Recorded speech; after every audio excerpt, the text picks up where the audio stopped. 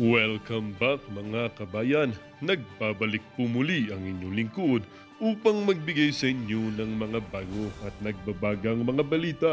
Naku po, tila ba ayaw nang magpapigil nitong si Senator Bato Calvo de la Rosa at tila ba nang init ang kanyang ulong kalbo dahil dito kay tukmol ng Senado na si Raffy Tukmol Tulfo na tila ba ayaw talagang magpaawat ang gustong makipaggulo.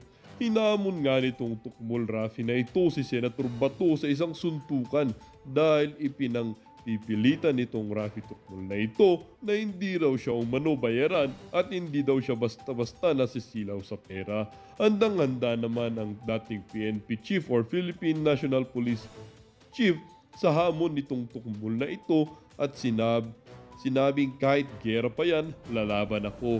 Dito nga natin makikita na mas mayroong paninindigan itong si Calvo Bato de la Rosa kaysa dito kay Tukmol na ito na puro papogi at pagpapahiya lang ang kayang ginagawa. Well, dito nga ay dahil dito sa isyong ito ay naging usap-usapin nga ito sa social media at hindi napilitan o hindi napigilan ng mga netizen na magbigay ng kanilang mga hinaing. Kung matino yung pulis, tama ka Senator Bato, masakit talagang mamura. Pero kung walang hiya at abusado at sila mismo ang gumagawa ng krimen, ikaw na ang sumagot kung mura lang ang nararapat. Ano ba ginagawa ni Robin dyan? Pagsalitaan niyo si Robin. Dapat kasi pagalitan natin ang mga pulis para yang anak na ba natin paano yan titino kung binibaby mo yan. Halata po Sir Bato malambot ang puso mo sa mga kapulisan. Buti na yang pagalitan para matauhan. Ang pinag-uusapan ay mga police officer na nasa harapan mo na umabuso at nagpakulong sa mga mag-amam.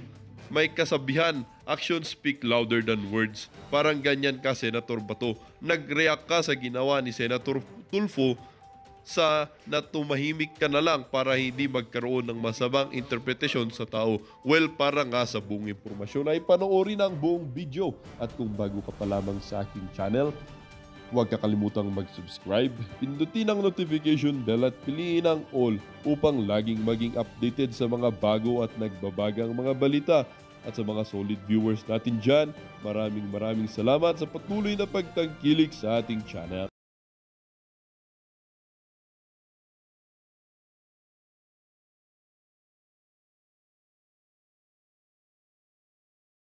Uniforme